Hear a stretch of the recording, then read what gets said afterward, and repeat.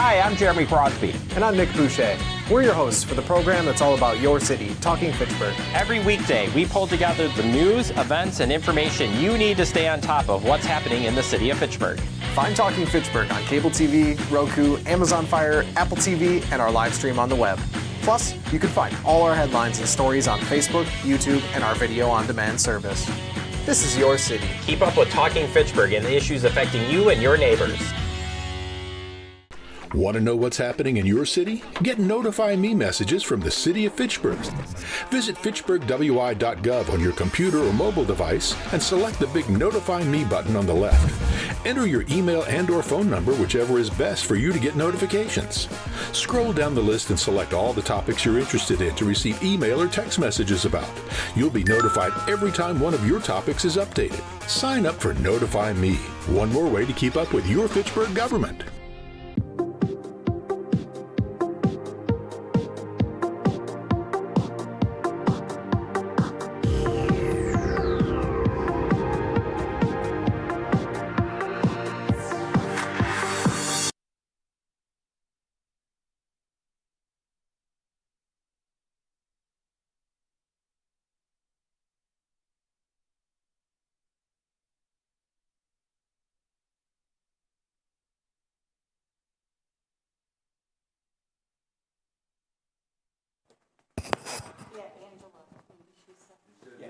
Okay, good morning. My name is Mark Hamilton. I'm going to call the January 22nd, 2025 meeting of the Community and Economic Development Authority to order. And the first thing we're going to do after that is we will do the roll call. So, Joyce, if you would do the honors, please. Sure. Garcia Sierra. Hamilton. Here. Hardy. Here. Lepper. Here. Maldonado. Here. Potts. Here. Sanders. Here. We have a quorum. Thank you. All right, next item in the minutes in the agenda is the approval of the minutes from December 4th, 2025.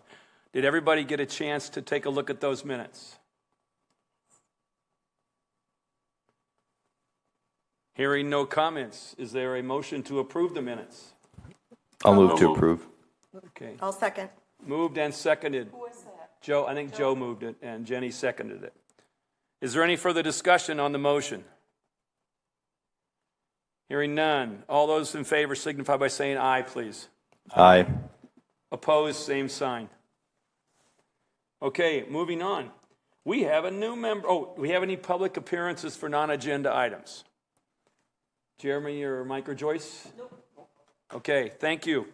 Moving on to item number 5. We have a new member, Alder Jake Lapper. I will let you introduce, welcome. I'll let you introduce yourself to the group, and then we will introduce the other members to you. So, floor is yours. Thank you. I'm one of the new District 4 alders, serving with Micah. I'm excited to be here. I was just appointed in November, so I'm still learning a lot. In my full-time job, I'm a police sergeant. I have EMS experience, and I served in the Army National Guard as well. And I'm also on the EMS Commission and the Personnel Commission, so I will likely be taking a lot of guidance from you all as I learn the responsibilities of this role, but I'm glad to be here. Welcome. Starting on our left, Mario, welcome. We're going to introduce ourselves to Jake. Would you mind just introduce yourself to Jake, our new alder member? Thank you. Good morning and welcome, Jake. And it's good to have you here and congrats on your election. My name is Mario Garcia. Been on this board for a couple of years now. And yeah, I live a couple of minutes away from here, a couple of years in the Fitchburg area too. And yeah, I'm glad that you're here and look forward to working with you. Thank you. Thank you. Andy Potts, former alder, about 10 years in the city of Fitchburg. Been on CETA for, what is it, like 18 years or something? Long time. Not as long as Dan, but we'll get to Dan. Live in the Seminole Forest neighborhood, actually around the corner from you. My day job, I'm a budget manager for the state of Wisconsin. And then my wife works for UW-Madison. Thank you. We've already met Mark Hamilton. Jenny? Jenny Sanders. I've been on the committee for a couple of years also. I've lived in Fitchburg for lots of years. And I'm a realtor in my day job, so my interest in this committee is pretty heavily involved with the housing. I'm also on the Housing Advisory Committee, so I'm the connector there. So anyway, welcome. Happy to have you. You guys know Jake? Yep, Mike Zimmerman, Economic Development. We've had a chance to meet with Jake, and welcome, and we're glad to have you on our committee in CETA. Jake, Joyce Fry, Economic Development Specialist. I'm preparing your pop quiz for all the reading that I gave you. Hi, Jake. My name is Lorene Gage, Housing Initiatives and Program Specialist. I work both with Mike and Joyce, and I've been with the city a little over a year. And she's a great support to this committee, I will add. Last member. Hello, Jake. My name is Dan Hardy. I've been in Fitchburg since 1981. Been on this committee since almost that time. And we have one more on one of your other fellow alders. Joe, meet Jake. Hi, Jake. We caught Joe eating. Anyway, thank you to everybody. Jake, welcome. If you have any questions, this is a pretty engaged group of people, so I think they can answer any things you may have. And good luck as an alder, and good luck on serving on the committee for us. We're looking forward to it. Thank you. All right, next on the agenda, we are going to move into a couple of resolutions that we need to look at. Starting off with Resolution 1626, the Venture Fund Participation Agreement between City and Madison Development. So, Mike or Joyce, the floor is yours. We're actually going to let Dan take this one. This is our participation agreement with Madison Development for the Venture Debt Fund. So Dan can just give us a quick update. For bringing us all back up to speed and introducing Jake to the fund, there's a venture debt fund was created 20 years ago. A bunch of banks in the Madison area, MG&E through their development arm, eventually the city of Middleton and the city of Fitchburg threw money into a pot to encourage startup technological businesses that were offering the opportunities for employment and a clean development.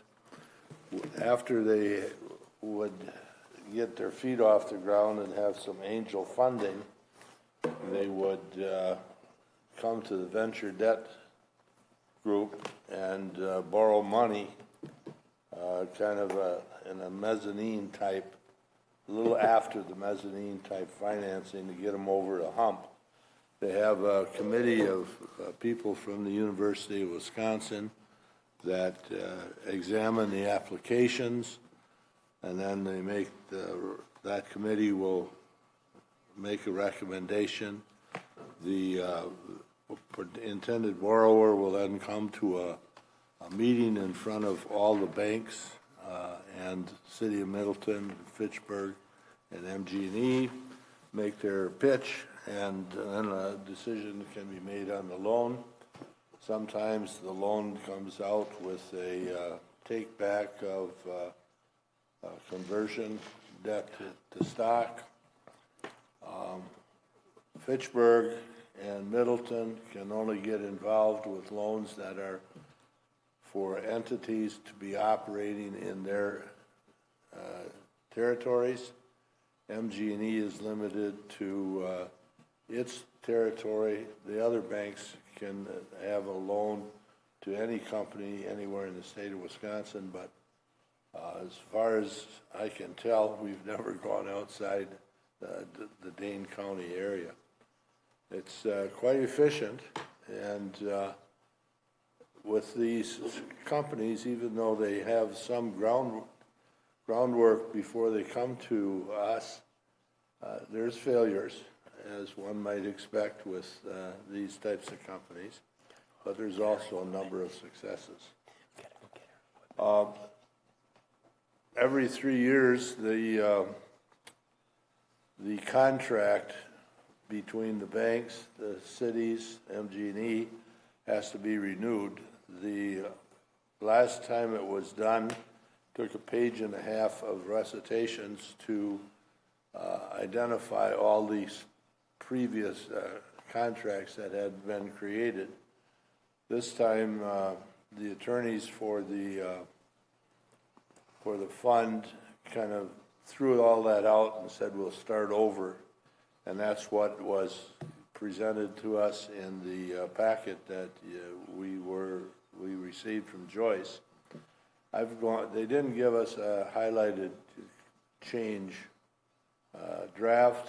I've gone through what they've done, and I believe that substantively there's been no change in anything. It's, quote, a cleanup, but not necessary, but that was the steps they wanted to take. So based on my review and belief that there has been no substantive change, I would move that we approve this resolution and contract and authorize the city of Fitchburg to continue. Okay, thank you, Dan. Is there any discussion on what Dan has proposed, and then we can entertain a motion, or what Dan just shared, and then we can entertain a motion for approval? Can we get a second? Dan did. Oh, Dan, okay, all right. Dan made a motion, Andy seconded, sorry. Is there any discussion on the motion?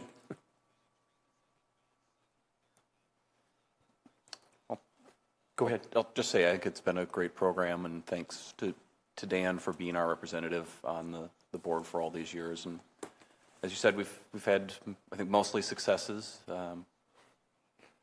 Except for the one that shipped the equipment over to China. Yeah, I think there's a piece of equipment in Taiwan that we're still missing, but otherwise I think it has been a great success. And just thanks to you for all your work on it. So noted. Any other comments? Hearing none, we'll take action on the motion. All those in favor of passing resolution number R1626 signify by saying aye. Aye. Aye. Opposed, same sign. Okay, the motion passes. We'll now move on to our second motion, which is resolution 2526, approving a contract between the city of Fitchburg and Sustained Maine for the Efficiency Navigator program. And I was going to say, I think, Lorraine, this is yours, so you're on. Yes, so we are here with Claire Schaefer with Sustained Maine. So this is a project that has taken place since 2020 with Sustained Maine and Elevate. And this is the Efficiency Navigator program. And they pretty much focus on naturally occurring units that are in the healthy neighborhoods and that are 80% AMI and below. And they provide some sustainability projects. So you're going to hear a presentation from Claire today, a little bit of what they have done throughout the year. And then also we would like to renew their contract and work on some more sustainability projects. So the first phase of this would be administration. So Claire, I'll let you take over. Hi, good morning, everyone. Welcome, Claire. Nice to see you. Thanks. I put together a short presentation to give you an overview of the work that we have done over the past year plus and show you the really significant impact that we're having in the Fitchburg community. All right. Can everyone see that? Yes, we can see it. Yes, okay, thank you. I minimized you guys so you're small, so I can here, do it bigger. All right, so as Lorene said, Efficiency Navigator program, we're focused on those small to medium apartment housing, helping them become more efficient and resilient. We're focusing on housing resilience, equity, and climate change. This is a section of affordable housing that has oftentimes been left out of a lot of the programs that have been available to help them achieve those goals. The Fitchburg Efficiency Navigator program was focused to build off the 2019 housing plan, and our work is within the 4 healthy neighborhoods, and then it's funded by the TIF districts number 4, 6, and 15 that were closed and went into the Affordable Housing Fund. There are two main goals that we are looking at as we develop and implement this program. The first one is the housing goal to upgrade the existing multifamily housing while maintaining affordability. And in sustainability, in the buildings and energy section, it's reducing greenhouse gases by 34% from the 2022 level. We also are addressing reducing the number of people that are living in energy poverty. So as we talked about many different areas that this program touches and that we're thinking about and being really, really cognizant of as we're making decisions for the buildings and the measures. So last year, we were able to make impact in 102 residents' lives. There were 16 seniors that were part of that group, as well as 13 children. The 10-year impact of energy savings is over $80,000. Our CO2 emissions is 40,000 kilograms, which when you convert that into something that has meaning, we convert it into what that means for vehicle miles traveled. So it's over 99,000 miles. And then what does that mean? Well, that means driving around the earth 4 times. So that is how much CO2 we've been able to reduce. There's also all sorts of other co-benefits, which making housing more comfortable, less drafts in the winter, more reliable, so equipment's not failing, as well as when we found gas leaks or mold or other issues in the environment that we were able to address. So overview of the participants. I just want to let you know it has been such a pleasure working in the Fitchburg community. The owners that we work with are engaged, communicative, and they're really committed to quality, affordable housing, and then they are incredibly grateful for this opportunity. They told us how they would not have been able to do this work if they didn't have our assistance, and also that they've all agreed, which is part of the program, to keep their rents at or below the HUD fair market value for 5 years post-implementation, and they all happily agreed to that. We had a quote from one of the owners who said, we just heard from one of our tenants that she's noticing her utility bills are $10 to $20 less than they were at the same time last year. So it's really wonderful when we kind of have that great relationship and get that great feedback. We tried to do a flow chart of the process for you to help you kind of understand a little bit more, and there's a lot of boxes here. I will say one of the things that we've been doing with Lorene is working to how we can streamline this process to make it maybe a bit faster or less boxes for next year. But in the strokes, so you understand, we do an intake with the property owner, and then assuming everything checks out and they meet our requirements, they go to an assessment, so an energy assessment of their property. That data gets turned into a report with recommended measures and evaluate what we believe the impact will be, which is how we prioritize what we will then go forward with. We develop scopes of work and send out that for contractor visits, getting the RFQs. And then we put together an invoice packet that goes to you all. You've seen me here before. And this invoice packet is the actual cost that the contractors have come back with. And that needs to get approved by you guys for us to then have the authority to move forward and enter agreements and sign that and get the work done. We had 2 invoice packets last year because it's different timing that the contractors are getting their quotes into us, and then we have to match up that timing with when you guys have meetings and trying to not have too much delay between those. So we had 2 rounds of invoice packets, and then there was a 3rd round for windows that we came to, which was a separate process and a separate request from the staff. So 3 packets total. Next year, as I said, we're going to work at streamlining this, trying to get as many into fewer packets as possible, but, of course, continuing to make sure it's the best quotes and the best work possible. So our work in action. So there were 9 weatherization projects that happened, including 2 buildings at what are called mansard roofs. It kind of looks like almost that like pyramid type shape roof, which are buildings we hadn't worked in that type of roof and really unique and took an extra amount of focus to get the right weatherization there and had really good impacts.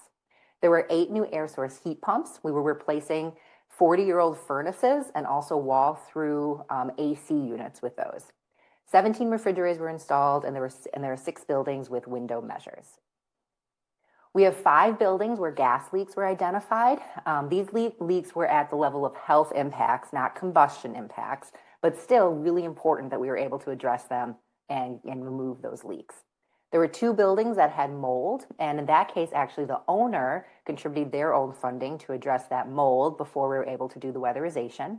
And then there were 3 owners that contributed additional funds to do more work at their property. As they started to see kind of the interconnection between what we were able to do and how they could come in and also help improve their building, they contributed their own funds for that.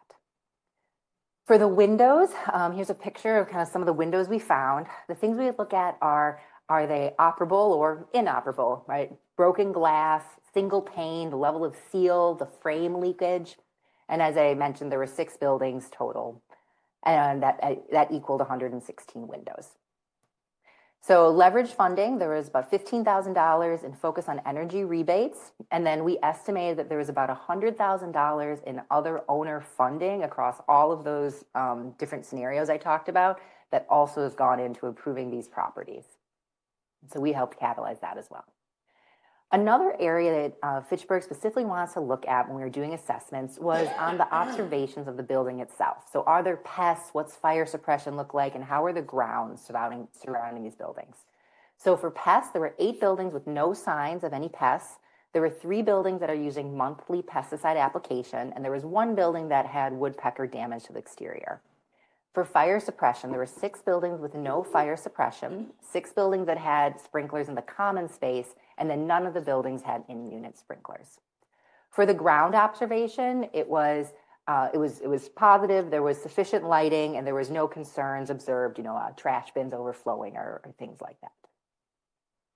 So we summarized the impact now by neighborhood, and kind of helping you understand a little bit what that meant in the neighborhoods that we worked in, since that was the way in which we determined the work we were going to do.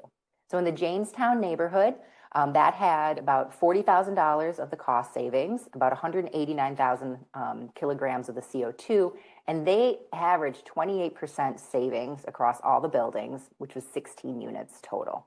There were dual fuel air source heat pumps, air sealing refrigerators, windows, and ventilation there.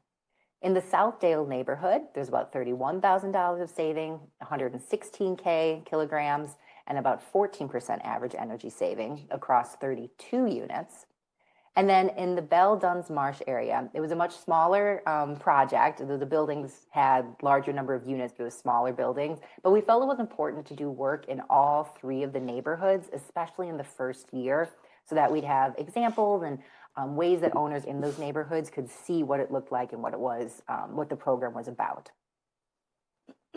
So looking forward, program interest, we would like to continue the process we used last year, which was sending targeted mailers out to property owners in the healthy neighborhoods. We worked closely with Loreen's team to pull together that list. It was really successful in getting responses. We also went on FACTv, which we'll plan to do again, and just really do that outreach to make sure everyone's aware of it. We're going to want to continue with the focus on residents first. We want to make sure that residents are getting communications and engagement. Joining Forces for Families was our community partner this year, and they really helped us take some of our existing emails and edit them and continue to make them easier for residents to hopefully engage in the process. We also want to continue prioritizing resident savings as we select buildings. For the rebates, using focus on energy rebates is important. We want to get that money. And also, we are working hard to figure out the ways to access the federal funding. The HERE funding most likely will be the path that we will use. So prioritizing buildings that can get approved for that application, and also contractors that are approved to do that work. And then the last one, we think windows were a really successful addition. So we'd like to continue that. And from the beginning, where we will include windows and prioritize the windows as we select which measures can fit within the funding that's available. So that is the end of my presentation. Thank you for giving me a bit of time to share the success of the program, and thank you for your support over the year plus as we've been implementing our first year. Go ahead, Jenny. So just have a quick question. So you said that this was all based on the 2019 housing plan. So now that we've got the new housing plan coming, is anything going to kind of change moving forward or get updated in any way, or is it kind of stay the course? Great question. So yes, this is something that the redevelopment resources determined that's something that we should continue. So moving forward, we would like to. No changes to it? No changes at all. Okay, are there other comments, Mike?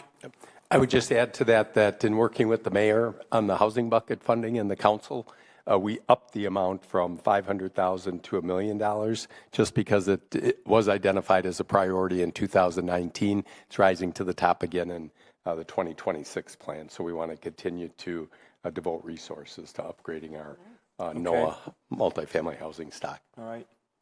So we still need to entertain a motion for the resolution. If there aren't any other discussions, is there a motion to approve? Oh, I have my, yes, I have my hand up. Sorry, Joe. Oh, I see it now. Go ahead. So thank you, Clara, thank you, Lorraine, and thank you, Mike and Joyce.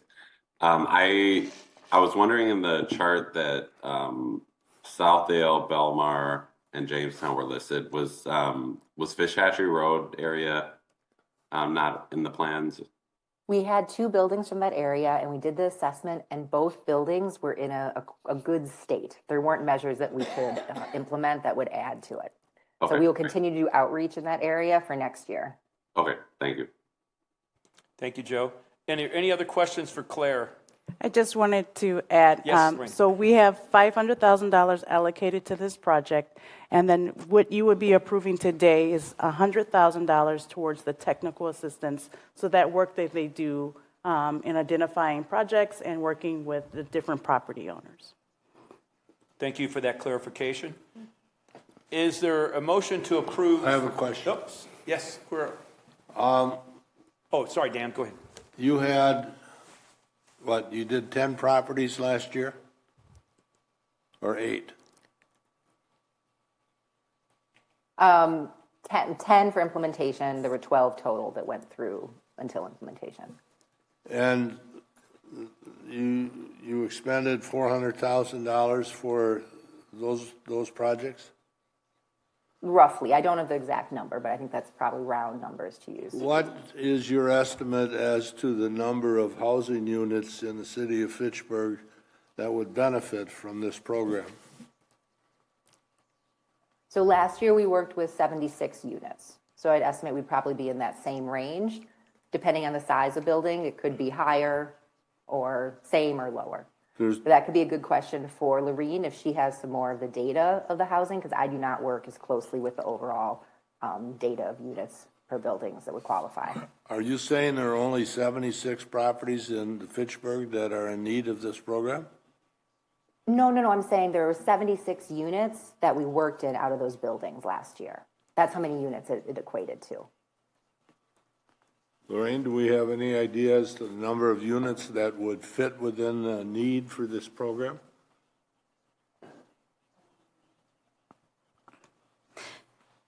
So I'm just going to comment, and I don't have a statistical number because we would have to figure out of the property owners, how many of them are at 80% of AMI or less. The resolution says that, and the law says we have to use 70% of the dollars for affordable housing. So that's why, and if you recall, when we did the housing plan in 2019, we prioritized based upon the recommendations and based on the Housing Advisory Committee and this committee, doing the multifamily was the number one thing that people wanted to look at. We can use 70% or 30% of the dollars for housing in general. And I believe, and I'm not going to quote for sure, but in the housing plan, I believe there is a recommendation to also do a fund for home ownership. Does that make sense? Well, I'm just trying to get my arms around. Are we talking about a 12-inch walleye, or are we talking about a 35-inch walleye here? How big a problem? How long is this going to go on? How many dollars eventually should be, we should think about devoting to this program? Well, we only have 10 million, so when that's gone, it's gone. And it's probably another decade before a TID closes before we can capitalize any more funding for this program. So we have to be really wise and get the best bang for our buck. And based upon what we've seen the housing stock. I think this is a good investment. And it trickles down to the residents as well, right? So, it impacts heating in other areas so that they can reduce their bills. So it's an impact to the resident as well. Yeah, I would say it's more of a direct benefit to the resident than it is to the property owner, because the resident has to be paying for the utilities. So it's a direct benefit to the low income or the affordable unit. I think to Dan's question, and maybe something we can work on also with building inspection and the assessing department, is how many buildings do we have that are 20 units or less that are kind of mom and pop locally, or mom and pop ownership there? And then what the age of those buildings are to determine, because I think you're kind of asking what's the capacity and need out there for buildings that maybe could qualify for this program. To Joyce's point, the information we may not have is about the rent levels and the income levels, but we can at least get kind of the building stock information. So that's some homework that we can take a look at, just to see what the number of units and buildings are that are out there. Because this is for the smaller 20 unit or less buildings program. One of the challenges we have is those larger apartment complexes that not only from a funding standpoint as far as the capacity, but also working with the owners on those properties to reinvest. We've had some acquisitions and reinvestments like the Renew on Fish Hatchery Road, but that's one where we still need to kind of figure out some strategies and some partnerships there to try and get more reinvestment in some of those larger apartment projects that we have here in Fitchburg. Well, I agree that this is a wonderful program, and I'm not being negative on that at all. I'm just trying to comprehend whether we should be doing more. Yeah. Whether, as Joyce just informed me, we have $10 million, and when that's gone until the next TIF thing. Should there be other efforts undertaken by the City of Madison or City of Fitchburg in order to produce funds that make available this program for additional units? Yep. Because it obviously is helpful to the people that live there. Mm-hmm. Well, and remind us of the selection process. It's the postcards go out, and then the owners have to raise their hand to say, can you work on my building, right?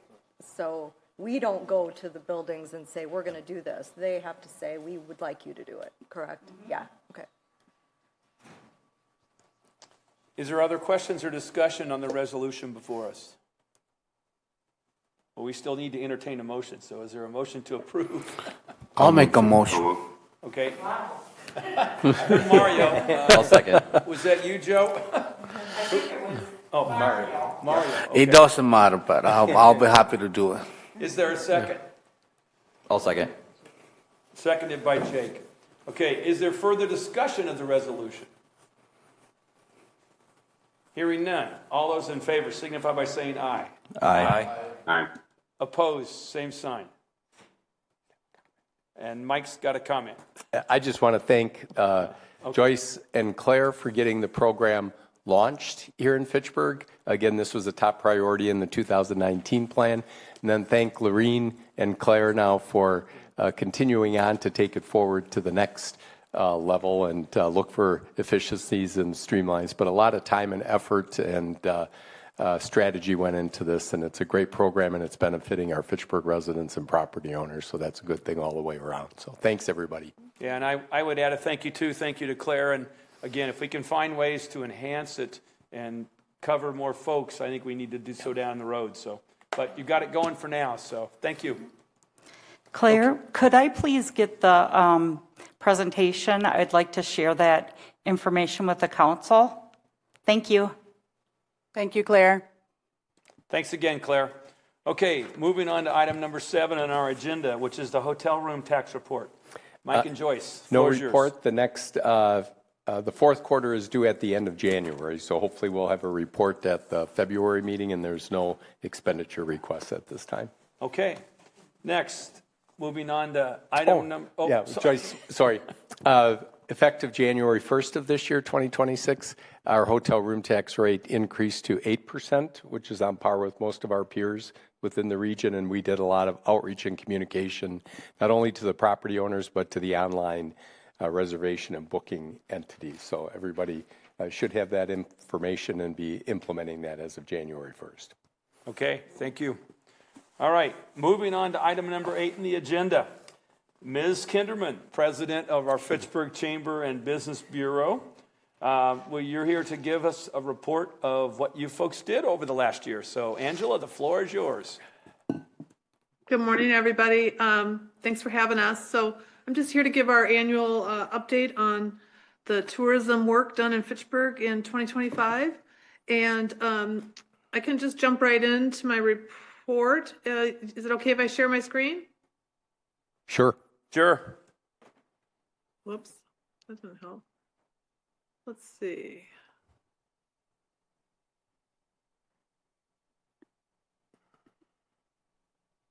Can you see it? No. How's that? No. Still no. We can see you. How's that? No. Jeez Louise.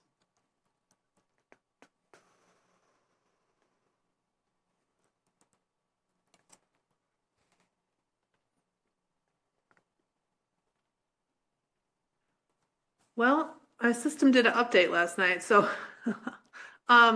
you guys, do you have Brandon, do you have the report that you can share?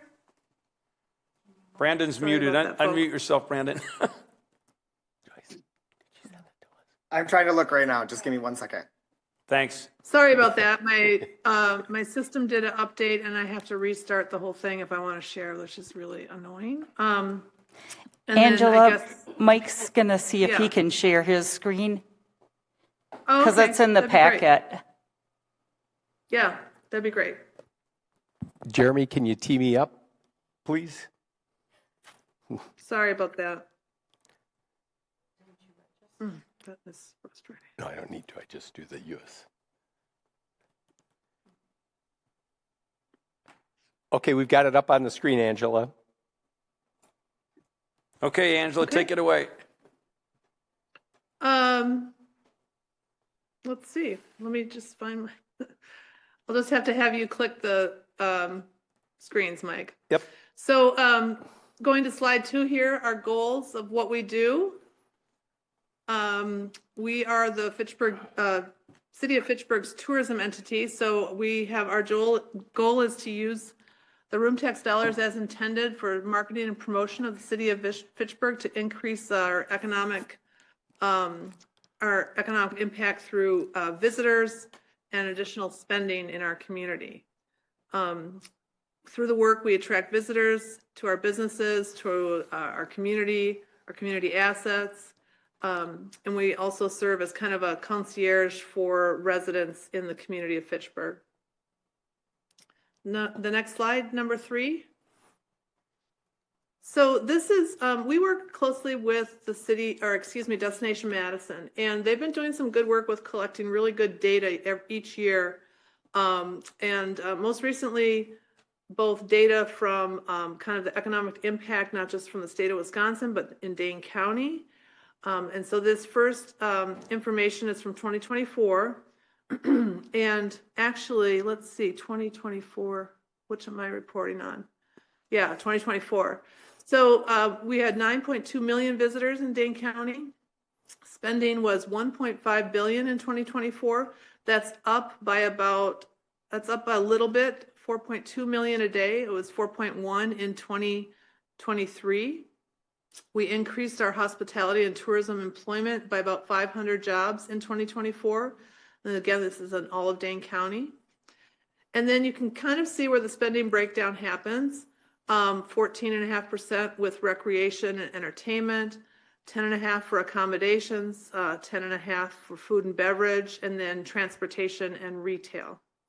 So our team obviously uses this information that kind of informs the work about kind of what we focus on and what we try to push out into the greater audience to attract people to Fitchburg. Another thing that we always find really helpful is who are the profile of the visitor to Fitchburg and Dane County. So we of course have the active travelers. Biking obviously was a big initiative for Fitchburg, and so we've got a lot of marketing campaigns centered around cycling. But any kind of activity or outdoor activity is always an attraction to the Dane County area. Culture seekers, so arts, culture, music, live music, those types of things. And then the casual getaway. You'll see later on that one of our top visitors are people coming to visit friends and family. So those are the profile of the average visitor to Dane County. Next slide, Mike. Let's see, last year too, there was a survey conducted, actually 2 surveys conducted, which are really helpful. One was a visitor survey, so surveying visitors about, where they get their information, why they're visiting the Dane County region. And then they also did Destination Madison also did a resident survey, which is always really helpful because a reminder that our residents are kind of not only some of our biggest consumers of the type of businesses that we promote, but they are also our biggest marketing and advocates. So this slide that I'm showing you here is kind of helpful to us and a reminder of where we need to be present in the stratosphere of media and marketing. So you can see Facebook, surprisingly, is still the #1 place where a lot of people get their information on activity, travel, events, that type of thing. YouTube is coming in at a close second. You've got internet research, TV, and then of course all the other social media outlets. So once again, this is really important for us because it tells us where we need to be and what we need to be sharing. Travel motivators, again, this was also really helpful. The #1 reason people come to the Dane County region is to visit friends and family. And not surprising, when you think about the university here and the football games and that type of thing, but it's a good reminder for our team, Destination Madison, about who we should be targeting and why we want to encourage people to spend their travel dollars in this region. And it starts with friends and family and making sure they know, what we have to offer. Feel free to interrupt or ask questions along the way here. We'll hop to the next slide, Mike, #6. So our team continues to focus on the 3 areas of tourism in Fitchburg. This is a strategy we developed many years ago with the initial Forward Fitchburg project. And it's worked really well for us based on what we have to offer. And so we focus our efforts on corporate development, brand extension, and leisure development. And so corporate development is really kind of working with our businesses in the community, making sure they have what they need to attract both visitors and employees, making sure they feel supported to host any kind of event here, if they want assistance with conferences, if they are hosting, for example, Promega Stem Cell Symposium we're a sponsor of. So these types of things bring people to our community. They're spending money in our community, and we offer any kind of assistance that we can to encourage them to host their events here in Fitchburg. And then, of course, the 2 that most people think of when they think of tourism is brand extension and leisure development. So again, that's just a lot of making sure that we are constantly in the forefront of people's universe about where they're talking about spending dollars. So some of the things we do is we do produce an annual guide to Fitchburg. The new one was just delivered yesterday. I'm sure there's many at City Hall, so grab one on your way. This is a very popular piece that people still like to have a hard copy of, but we also have a digital copy. We have a visit newsletter, which is Visit Fitchburg newsletter, and that goes out once a month. We have 4,000 subscribers. If you are not subscribed or you do not see this newsletter, I encourage you to do so. We certainly have press releases out for our major events. We work closely with our media outlets in the area. We update over 30 online media outlets with Fitchburg events. So these are places that people might find information outside of Fitchburg. And then we do quite a bit of our marketing campaigns that I'll get into here in a little bit. As I mentioned, the Visit Fitchburg newsletter, here's a copy of it. We send it the third week of every month. The open rate is, it's up 3% from 2024. It's a percentage above what the industry average open rate is. And we had 600 new subscribers last year, which is really a pretty good number for new subscribers that stay subscribed. And again, this is a monthly newsletter. It's short, it's sweet, but it really focuses in on what's happening in Fitchburg. You can see this for August, you know, featuring the art fair and then different other things that they can participate in. Social media, of course, that's where everybody really focuses a lot of their attention.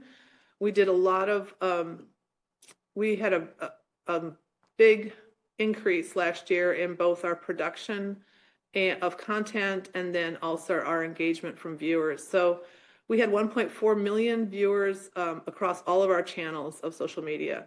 We had 2,000 new followers, and then we created quite a bit of new content. And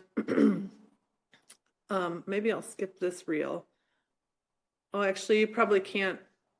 I'm sorry, I can't show you the videos because I'm not sharing, but you'll have to go out to those channels yourself. So we created 2 new social media channels. You go to the next slide, Mike, 10. And based again on that information shared with us from Destination Madison, we needed to have a really good presence on some additional channels. YouTube was the second place most likely that people go to get information about their travels or visits or shopping or dining. And we have always had a YouTube channel, but in 2025, we kind of refocused our efforts there. And so if you go out to Visit Fitchburg on YouTube, you'll see a very active profile of videos and reels and highlights and features of all the things that people like to do when they come to Fitchburg. So obviously a lot of it is eating and drinking, but biking and holiday events and all types of things. So that's how people are consuming their kind of content and forming their opinions about where they spend their money. And so we increased our presence there. Same on Pinterest, which was a surprise to me, but quite a few people get information about travel on Pinterest. And so Megan created a nice profile there for us where we have a lot of our information, and it gets about 3,000 monthly views, which is kind of a lot for a single channel. So a great addition in 2025. We'll go to the next slide. So our campaigns are marketing campaigns, and so it's like a targeted effort across all of our social media channels, creating content, and then sharing that content focused on specific themes. And again, those themes are informed by what people actually want when they come to Fitchburg or when they're thinking about coming to Fitchburg. So of course, hopefully you're familiar with our Bike the Burg Challenge. That's a 4 or 5 month long campaign. And last year, the registrations were up 39%. We had a big wrap party, and our Bike the Burg page, our website page, was one of our top 10 visited pages on our website. So that continues to gain a lot of attraction. And even if you don't, which I hope you do, register for the Bike the Burg Challenge, it's still this ongoing active campaign all summer long that's getting in front of people's faces about, oh, this Fitchburg's a great place to go biking. And then we have our other ones, the summer getaway.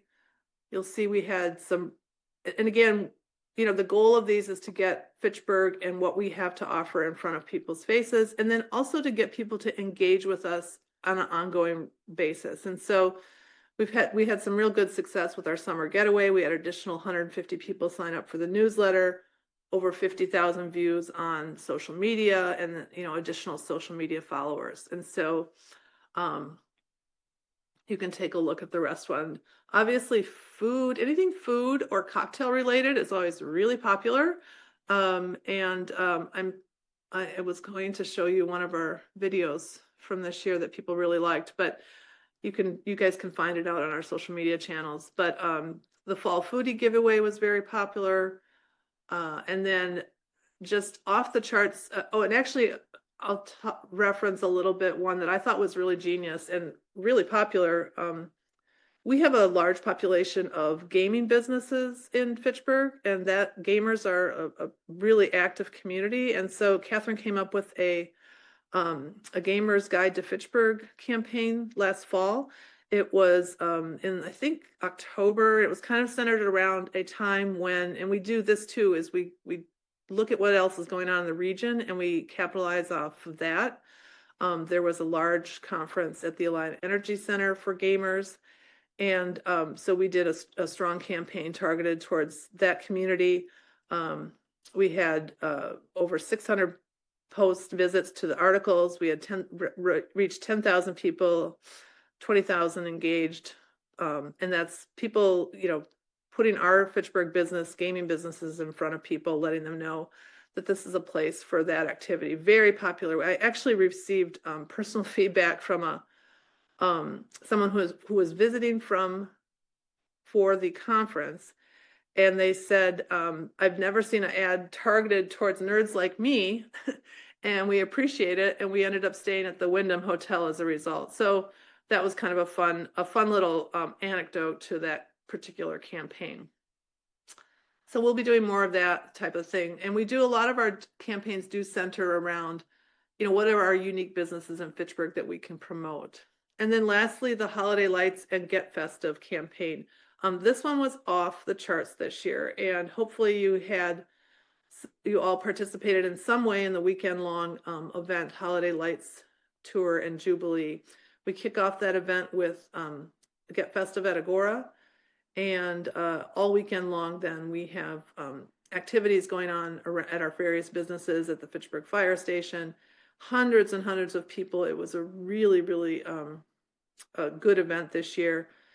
We had over 85,000 views on social media. The Holiday Lights Tour map that is created by the city of Fitchburg, Lisa Sanford and Jeremy, I believe, put that together. So we had about 50 or 60 residents participate. They were on the map. That map was viewed over 60,000 times between December 12th and January, 3rd or 4th. So a really popular event. And, all the communities are competing for dollars that time of year. And so we're really happy to have created something that keeps people in the area and gets them more familiar with our businesses and produces a little bit of holiday cheer for everyone. So another very popular campaign for that we'll be expanding on this year. Next slide, Mike.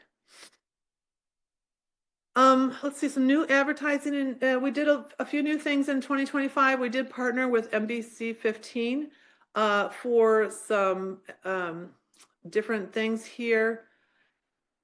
We really had success with our social media partnerships with NBC 15, especially for the Get Festive and Holiday Lights Tour Jubilee. So we might be doing that again, but you can kind of see, especially for the holiday ones, 55,000 views on social media. For the concerts, they had I'm not sure what that was, 28,000. So we'll be doing a little bit of that this year and continuing to work with them. And we were able to kind of figure out what worked best for us last year. I think one of the things people who are in marketing and advertising is that, there is no one place or one way to reach people these days. You have to be present everywhere. So social media, print ads, radio, TV, all of those things, we kind of make sure we're hitting all those targets. Next slide. We added something last year that was really popular, Fitchburg's Brewery Ride. We did a guided ride with our partners at Bike Fitchburg, and we hit all 3 of our breweries, Hop House, Great Dane, and Delta. We had kind of some samples and snacks at each location, and it was about an 18-mile ride. Very popular. People had a great time. We will be continuing to do this as an annual event.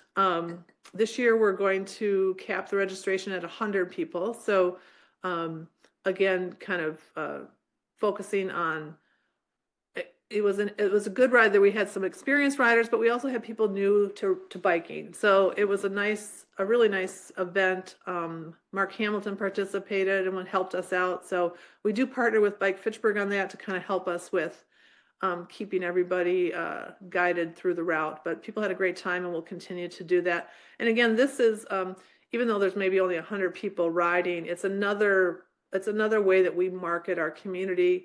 And the ride is posted on our website. And for example, the next slide, Mike, we expanded our suggested bike routes in Fitchburg. So if you go to visitfitchburg.com under biking, there's 4 here, but I think we have about 8 or 10 suggested bike routes. So we give people, these are kind of like self-guided tours of Fitchburg through these bike routes. And so if you're looking for, you want to take a few friends out on a ride, we've got some great suggestions here, and they all include a map, and they include the length and all of that type of stuff. I think they even include like where you can stop along the way for a coffee or a beer. Okay, next slide. Just some of the events that happened in Fitchburg. These are ones that we produced. The Bike the Berg Brewery Ride, obviously. The much beloved concerts at McKee. Great attendance last year. Then Get Festive with Agora. We helped produce that in partnership with Promega, and we really kind of found the secret sauce, we think, this year. We had a heated tent, which was a big draw this year. Just a great attendance. What we really love about this event, it kicks off the Holiday Lights Tour in Jubilee, which brings people to Fitchburg all weekend long. But we also like this event because we offer a lot of things for free. And so, one of my things that I'm proud of is both the concerts and another event like this is you don't have to, as a family, spend a lot of money to come out and enjoy these events or the community. And so we want to continue to do that. Obviously, we get some sponsorship, and we have partners that help us with that. But to be able to bring, certainly there are opportunities to spend some money on dinner or something, but we do offer quite a few things for free at these events for families. And just had wonderful feedback this year. One of the things that we added, versus Brandon's idea, was a community kindness tree in our office. And we had people, we were also giving out champagne in the office, but people would come in and write on these holiday ornaments a kind wish for the Fitchburg community in 2026. And we had like over 300 people do that, and so the tree is just full of all these really nice wishes. And so it's just a really fun, special event that we just get a lot of appreciation for, and we hope you guys can attend next year. And then, of course, the Holiday Lights Tour in Jubilee, which I've talked quite a bit about, very popular. Lisa just gets amazing feedback from people who vote on the homes. It just is kind of a nostalgic event that families and friends and people participate in. So that's a nice annual tradition for our community. Next slide. Oh, these are just some of the feedback that I'll share from Bike the Berg. Again, we never know quite who we reach, so the feedback is always really helpful for us. We've had someone that was new to Fitchburg that had just moved here, and Bike the Berg was a good way for her to kind of dust off her bike and get to know the community. So you can read those at your leisure. We had some really great participants in the 10 and under category by far, and they put on some good miles. That puts a lot of us to shame, actually, for the whole summer. They put on some serious miles. So I hope they are all coming back next year. Next slide, Mike. And then same thing for the feedback for the Holiday Lights Tour. You can just read this at your leisure, but we get this kind of new feedback every year. Please do this. We love the GPS map, easy to navigate. We've lived around here and followed the signs. So anyway, it just is a really, we have enjoyed partnering with the city on this, and it's always nice to do that especially when we get such great feedback. So we know we've found something that people appreciate. Next slide. So looking ahead to 2026, we're going to be doing all of that. Plus, we are, this is kind of exciting. So when we first became the tourism entity in 2018, we had a lot of advice about whether we should have, a separate website from the chamber, that type of thing. And at the time they said, we didn't have as much of a need at that time. And then just recent analysis has shown that we do need a completely separate site. And so we'll be launching a new website. It will still be visitfitchburg.com, but it will be completely independent of the chamber site. Obviously there's crossover and of activity and stuff like that. But that new website should be launched by mid-May or so. But last year, our website traffic increased 33% from 2024. We had views were up for 20%. And what I thought was really encouraging was our first-time visitors was up 23%. So that really means we're getting in front of new people to kind of put our Fitchburg amenities on the map. We're going to increase the brewery ride by a few participants. And then we have expanded our social media campaigns. Really were able to see what worked last year. And we're going to be doing more of that. And then we have contracted with someone to increase our video library for some drone footage. So we're going to be doing drone footage of the Fitchburg Brewery Ride, concerts at McKee, and in particular McKee Farms Park. So some things that we're going to add. A lot of our time is dedicated, or our marketing team's time is dedicated to creating content to get out into the stratosphere. Let's see, next slide. And then, as I've mentioned, where can you find all this stuff? If you are not following us, please do. We've got our website at visitfitchburg.com. We are on Instagram at Visit Fitchburg. We are on Pinterest and YouTube and Facebook on Visit Fitchburg. And then hopefully you're all signed up for the monthly Visit newsletter, but if not, you can go here and sign up. Well, thank you, Angela. And that is sorry. a lot of talking. No, that's okay. I'm done. I want to also say, in addition to Angela, she has a great team of Brandon, Catherine, and Megan, and they are great partners to our city. And I've been to many of these events over the last year and had a lot of fun at them. So thank you for all you folks do for our community. Please continue to stay closely linked to CETA to where we can help as things move forward. So other comments from the committee to Angela?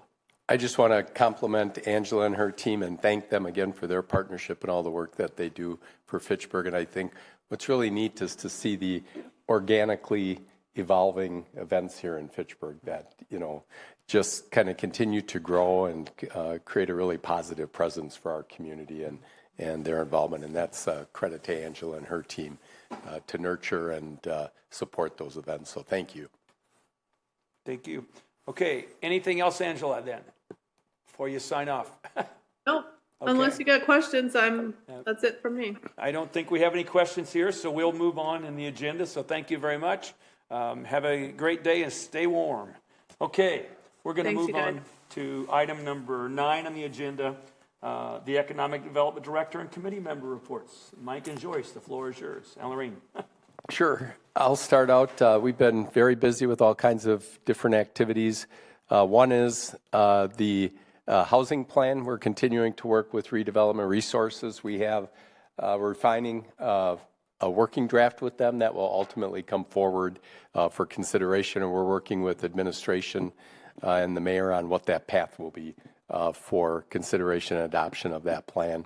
And then last week, Thursday, we had the strategy team meeting for Forward Fitchburg 3.0 City in Motion. working with our consulting team from Vanderwall, Rob and Sonia. And so as part of that exercise, we'll be having a couple of different roundtables.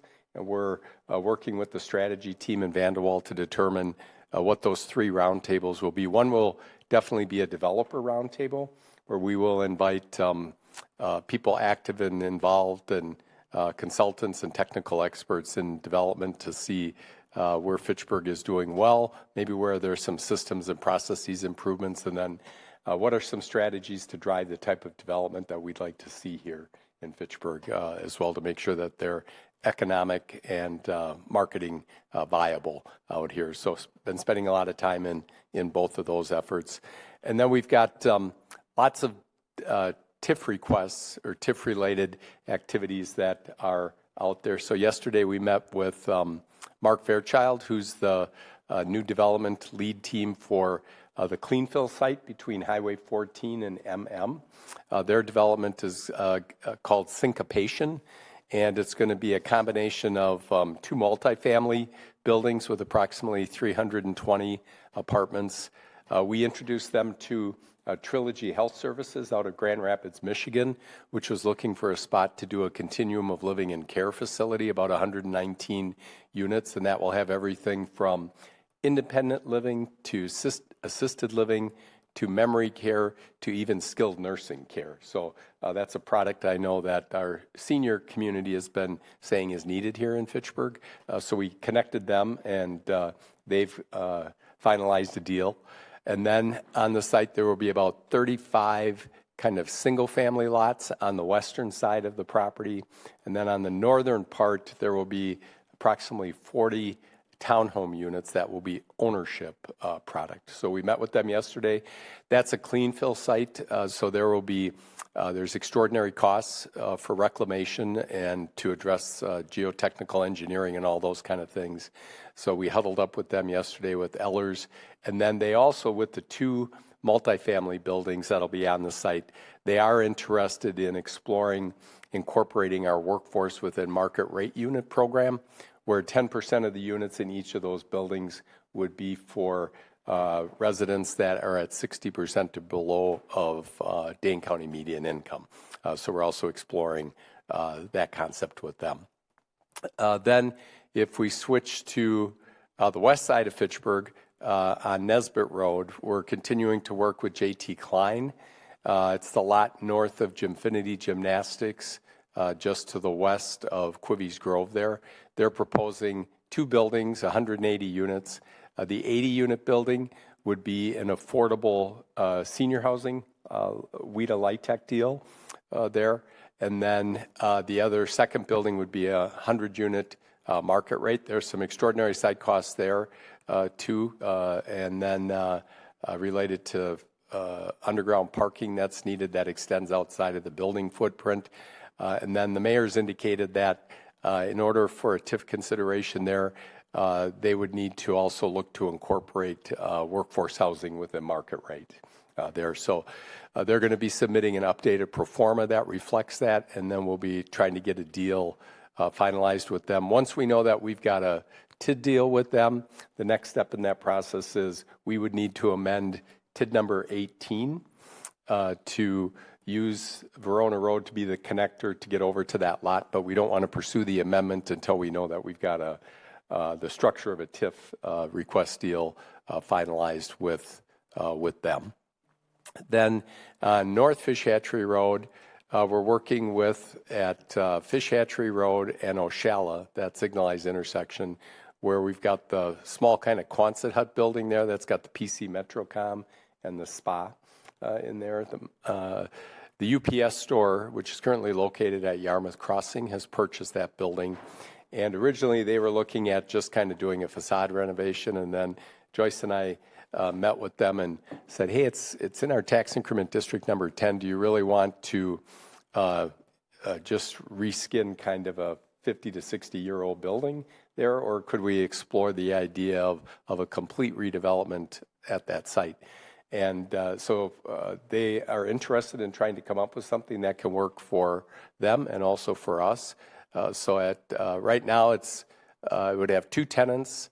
and commercial tenants, but then there would be a second floor with apartments above, and we're hearing maybe they might be looking to go even a little bigger than that and a higher level of density that would possibly involve underground parking at that site. So that's something that we really would like to see them pursue, and we would be a partner through the TID district to help drive that complete redevelopment and the density at that site.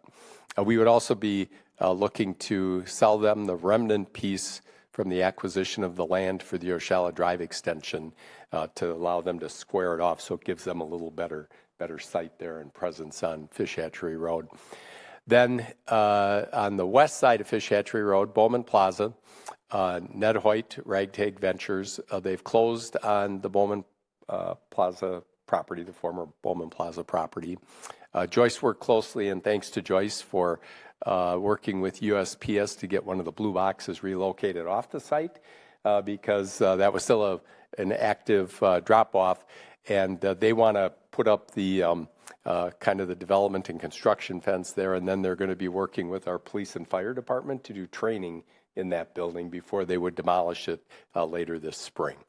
And then you might already see, if you've driven down Fish Hatchery Road recently, the City on the Hill Church has their construction fence around the site there, and they're proceeding with the first of what will ultimately be 3 future expansions up there. And this one will have an additional space moving to the east, and we'll add kind of like pre-function and gathering space and some updated restroom facilities and things like that. So it'll give it a better, more urban presence as it kind of moves closer to Fish Hatchery Road. So we're excited about that.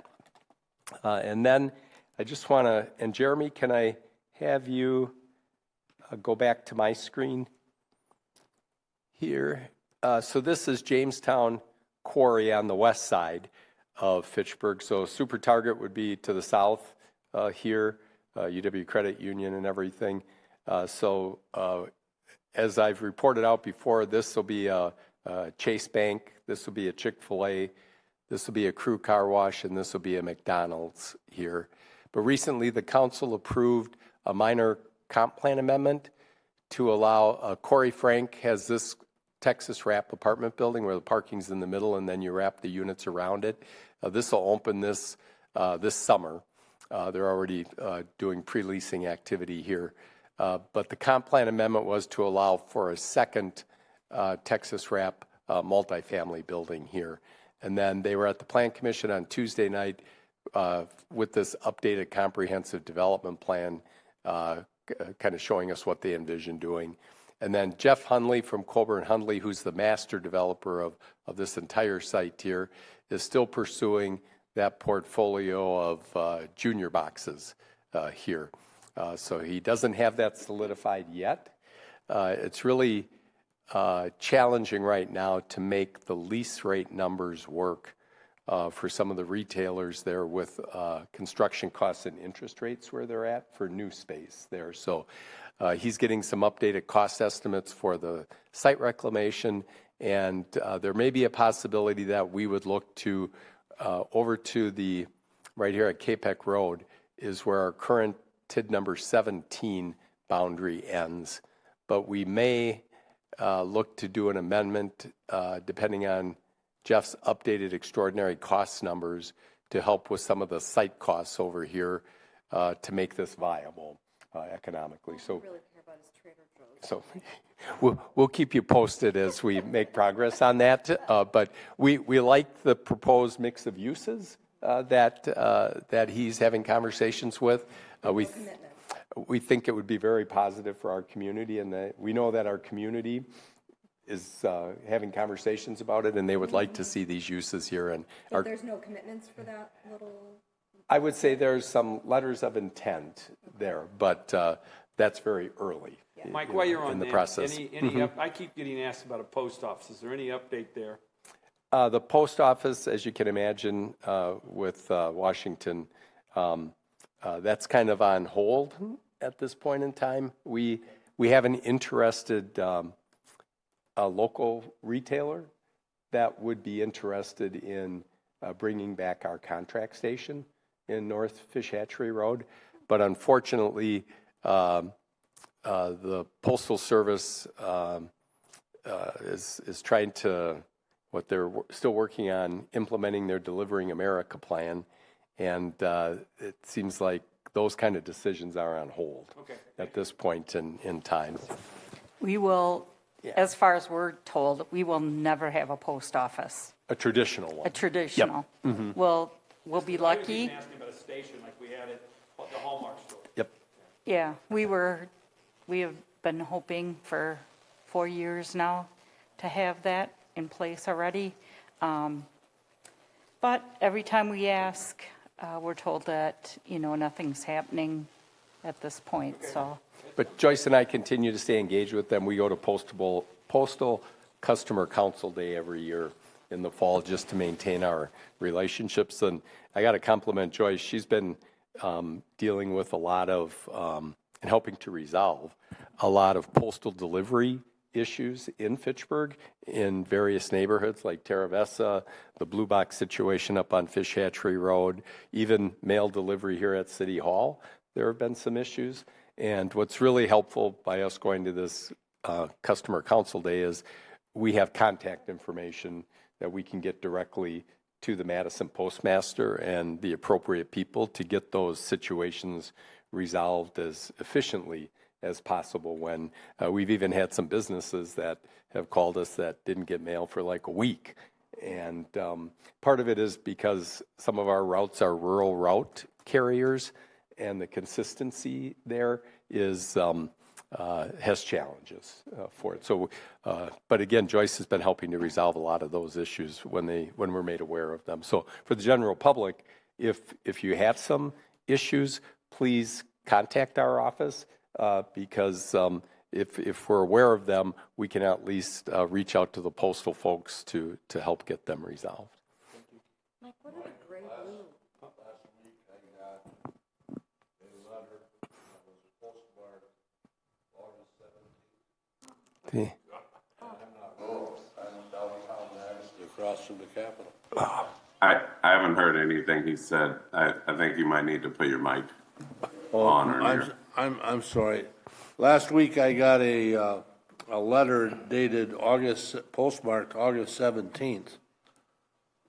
And that's not the first one. There's been quite a few, and I'm not rural. I'm downtown. And that's at your office. At the office downtown. Yeah. Mm-hmm.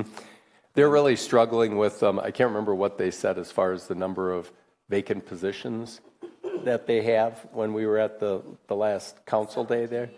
17 permanent carriers. Yeah, so they're scrambling. They're trying to hold things, together there as much as possible, but they've had some issues there for it. What are the gray blue? Are those little ponds? There's water? Yeah, the grays are kind of stormwater management on the site here, and then this is a QSR quick service restaurant here in the parking lot. So we're hoping that this all comes together, and staff has been quietly helping as much as we can to help him move through the process and address some of the technical questions as part of the development. Then I just wanted to flash up, this is now we're over along Highway 14 and the Lacey Road interchange here. So this is Avante land south of this map, but this is going to be on the Plan Commission next month. This is the final plat for the first phase of the No Oaks Homes Bobberschmidt land in Uptown Fitchburg. And of course, one of the most common questions we get is, when's there going to be a grocery store? And we've told people that we need to fill in the trade ring. So we're really excited to see this area start to open up. And Corey Frank, who's doing the apartments over on the west side, is going to be doing an apartment building to kick this area off on this site right here, this lot. So he was on the Plan Commission Tuesday night, but they want to do some alterations to the site and the building footprint, so he'll be back at next month's Plan Commission meeting. But this will start to open up all of this land here for development, which we're really excited about. And then this area here to the east of their map is Osborne property here. And there are some folks that are in conversation with the Osborne family about driving some development in this area. So we need the lots, we need the inventory, we need more apartment units. I know as much as people see a lot of apartments around the city, our vacancy rate is still below, the 5% kind of equilibrium. And we kind of need that pipeline of housing inventory to keep going, which helps everybody to open up more existing stock as people kind of move to new units and migrate elsewhere. But this is a really good thing that's happening. And then we're meeting with the developer on Friday for some of this land right here north of Lacey Road to start conversations about future development. So a lot of things I think are going to finally start to accelerate in this uptown area. As you know, we've already got UW Health Rehab Hospital under construction, and then Avante has broken ground for the Lido Apartments right at the roundabout of East Sherrill and Lacey Road. So Mike, excuse me, clarify that roundabout. What's the This is Central orientation? Park Place here, and this is Lacey Road as you come off the Highway 14 Lacey Road interchange. And then this is Central Park Place. Got it. Okay. Here. Thank you. And then the UW Health is down here, if you go off the map, and then the Lido is down here too. So exciting stuff happening over in that corridor. Mike, what's going on where they're building the water tower? That's UW Health. No, the water tower is on the east side of Highway 14. Yes. Yeah. Mm-hmm. What's going on there? Yeah, they're bringing in fill right now for the. Is there a development plan for between there and M? What's happening there is that's the Osborne land. So they've got land here on the west side, but then they also have land on the east side here. And Dale Osborne is working with the planning and engineering team at JSD. And they've been working with Deanna about revisiting kind of the current future land uses at that site. And that's part of what was originally the Northeast Neighborhood Plan. So that will have to go through a process. It's not a minor comp plan amendment process. It will be a neighborhood plan amendment process. And so Deanna has outlined the steps that they need to go through to bring that forward, Dan. And there's a environmental corridor and wetland in kind of the middle of that property to the north. So they were having an updated wetland delineation done. So that means we'll need to engage with CARPC over there. And then with some of their proposed development and the transportation infrastructure, it also involves working with Dane County for what are the ingress and egress points that are possible on County Trunk Highway MM. And even with the syncopation development on Fawside, they had a meeting with Dane County earlier this week as they're working on their TIA, their transportation impact analysis there. So a lot of conversations happening, there. But Dale Osborne for his property on the east side is proposing to bring forward that minor comp plan amendment sometime later this, probably spring or summer. There's some initial analysis that they need to do to be ready to do that. But it'll be it's not a fast process. There's a lot of public engagement and also committee meetings that they'll have to come forward to. No, a neighborhood plan amendment. Yeah. Okay. Yeah, no, it's a neighborhood plan amendment. Yeah. Mm-hmm. Yeah. So that's going on. Then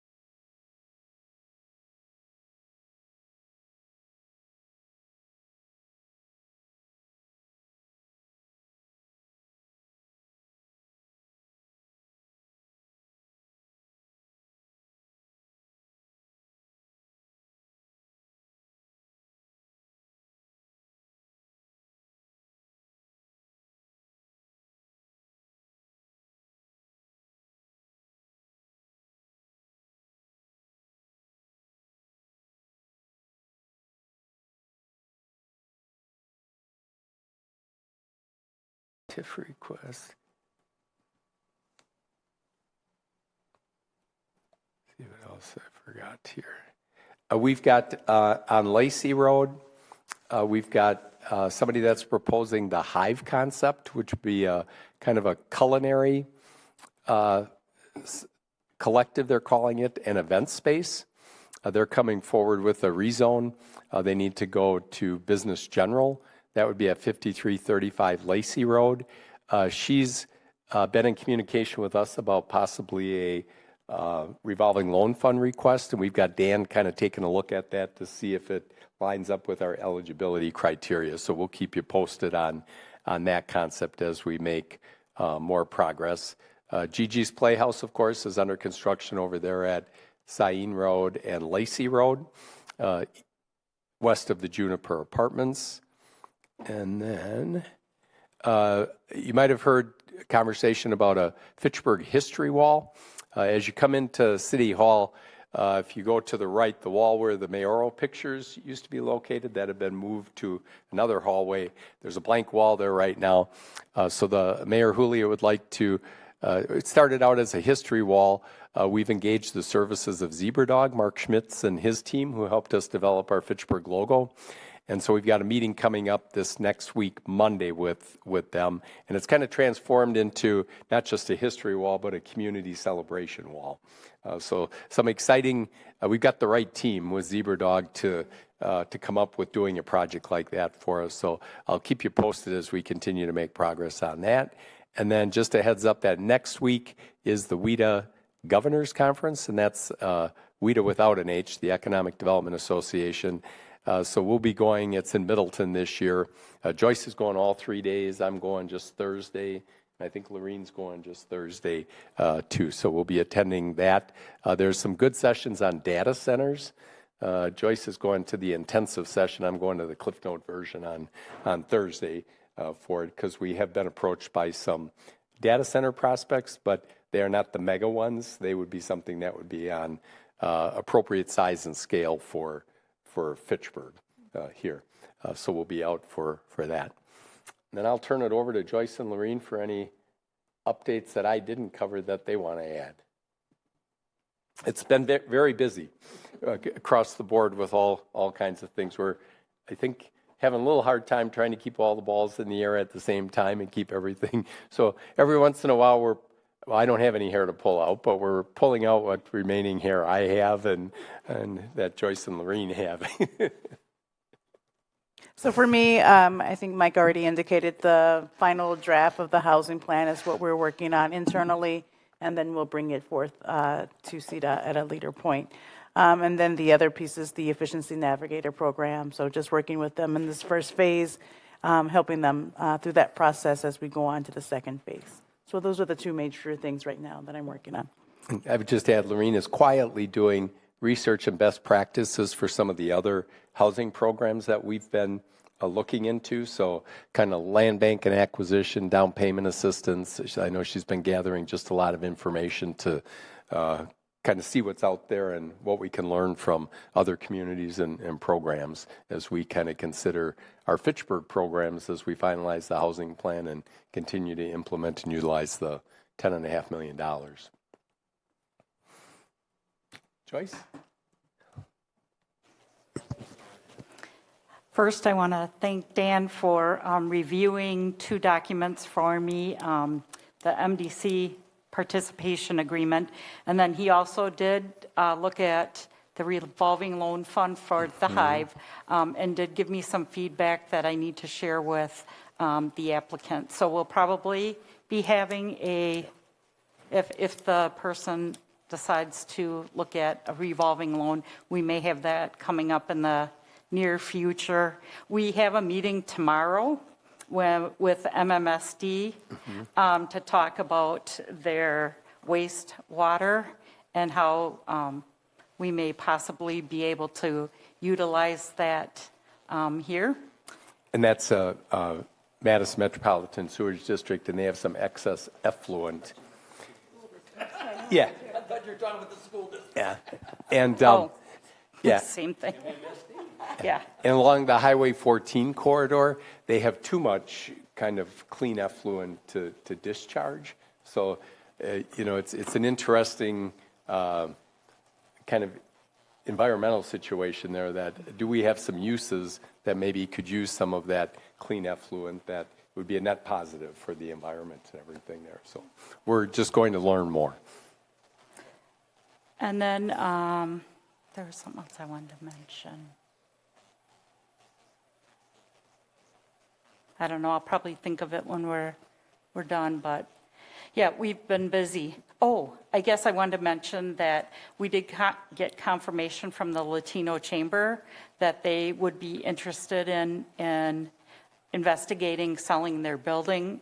So we're reaching out to get some more details on that. So that's somewhat exciting news, because if we can get both of those sites, there's some good potential for redevelopment, and there is interest out there if we can combine both the sites. So I think that's it. Yep. Anything else, folks? No. Okay. All right. Well, thank you. There is a lot going on. I think it's all great for our city, and keep us advised, and please get that post office thing going. That's all I hear about, Joyce. So do we. I know. Yeah. That and a grocery store on the east side. Well, that's right. The grocery store I didn't And bring the up. school district.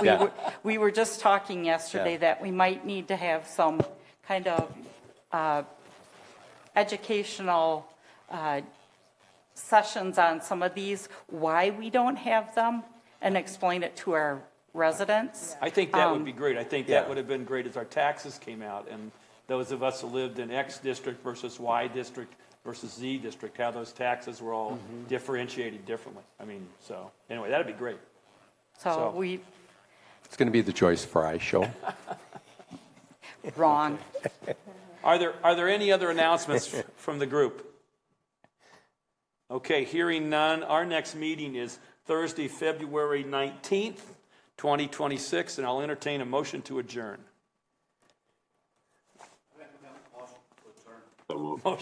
Motion and seconded by Joe. All those in favor signify by saying aye. Aye. Aye. Opposed, same sign. Thank you for your time, and thank you for your devotion to this important committee. So appreciate it. Thanks, everybody. Have a good day.